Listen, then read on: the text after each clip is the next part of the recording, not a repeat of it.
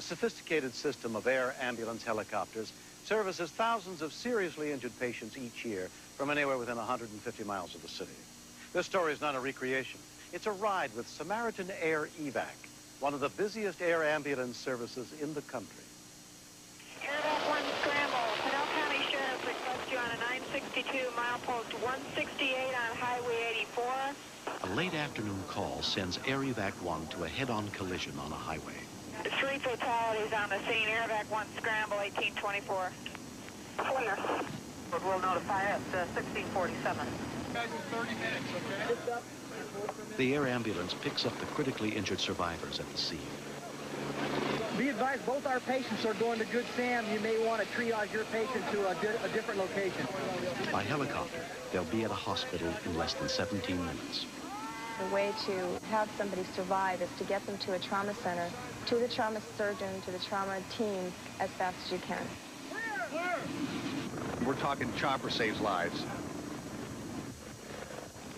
911 emergency. Is they on?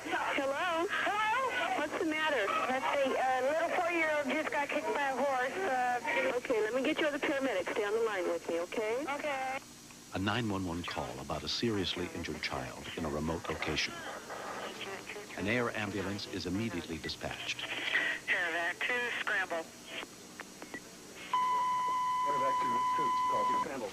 2, copy, scramble. When the tone goes off, immediately the adrenaline's going because you know it's showtime. Aerovac 2, scramble 1613. Have a child kicked in the face by a horse. Flight nurse Cindy Gaspar and the crew of Aerovac 2 respond. As you're listening to the call and finding out what it's going to be, you start planning and what you're going to do. And if you know it's a kid, if you know it's a pediatric patient, your heart's beating faster. It's a given. Nobody likes to do pediatrics. It's more involved, it's more intense, and people are a little bit more excited. Four-year-old Regina Ann Ellis was accidentally knocked down by a horse and stepped on. I'm glad to see you. Yeah, me always. The first thing I remember hearing was a loud scream, which made me feel good because I knew that she had an airway. No. No shot. Well, tell her I'm going to do that for her. No shot. She took a severe blow to her face. I knew she had facial fractures. In the stomach, and then when the horse was trying to take off, it stepped on her. Now, I was not out there. When you have a pediatric patient, you've got family to deal with, too. You've got a mother there. That's her child, and she needs to know what's going on. There's little Patricia Ellis can do but try to comfort her child. My initial thought was her whole face had just caved in, but I tried to calm myself down because she was so upset.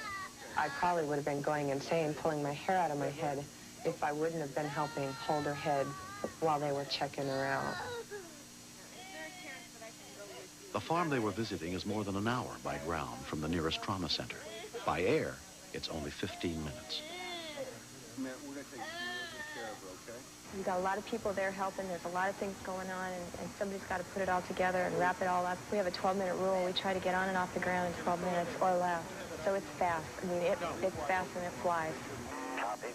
Okay, we've got a line started. It's 22, and we've got her C-spine on a KEDS board.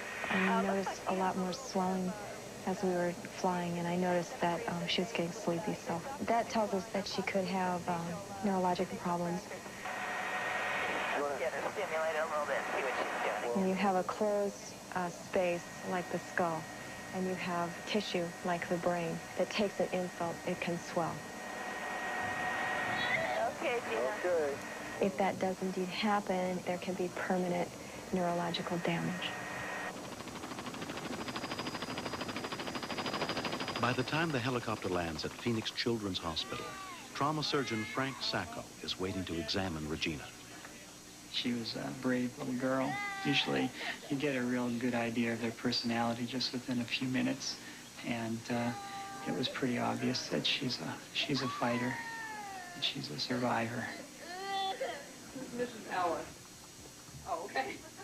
I am in this the right person. When I walked in and they said that they thought she had already been in surgery, the only thing that I could think of was the blood that I saw her spitting up was a punctured lung.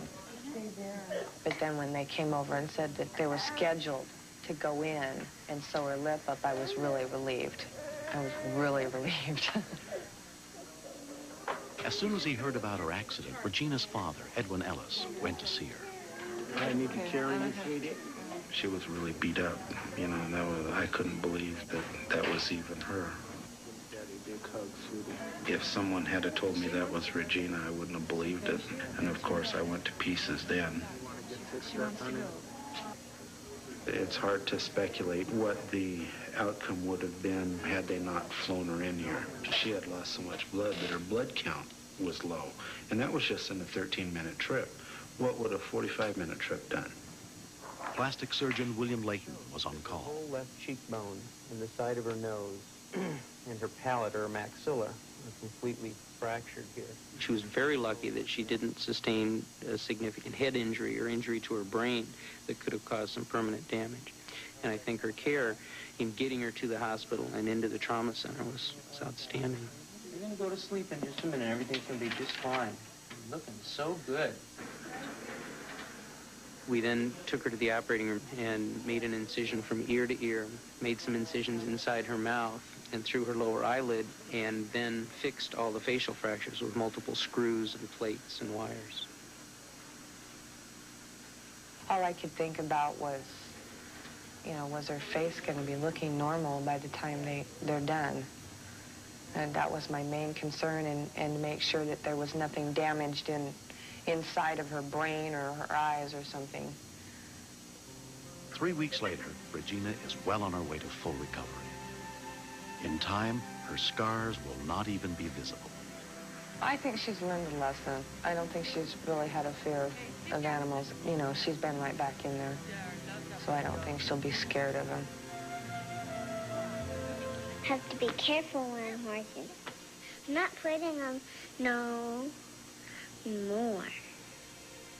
The thing that really impressed me was the woman that was, I guess, a paramedic on the helicopter took time out to drive over here and bring Regina a little stuffed teddy bear and a set of medevac aircrew wings, you know, and just to see how she was doing, and, you know, just, she was genuinely concerned with her condition and how she was doing.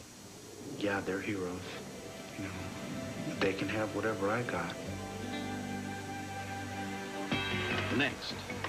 It happened so fast that I really didn't realize what had happened until he fell to the ground.